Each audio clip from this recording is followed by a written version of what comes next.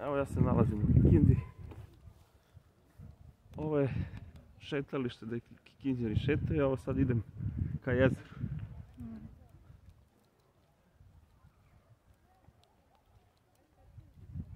Evo jezerce.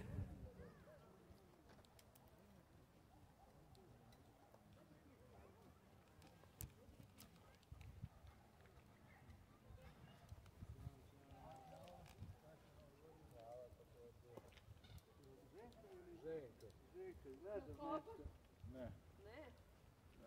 Ona je fina.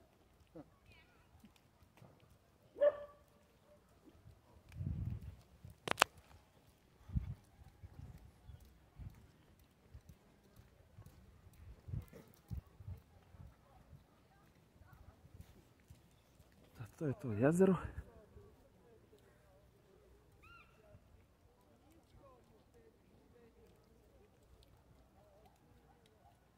A danas je 2. januar 2022. Ima 12 stepeni.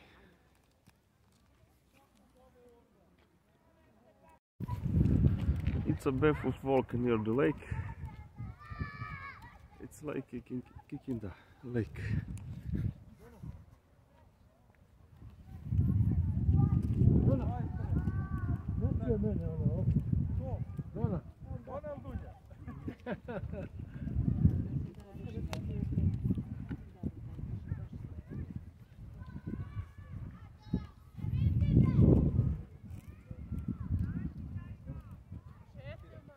It's a very beautiful day. It's about 12 Celsius.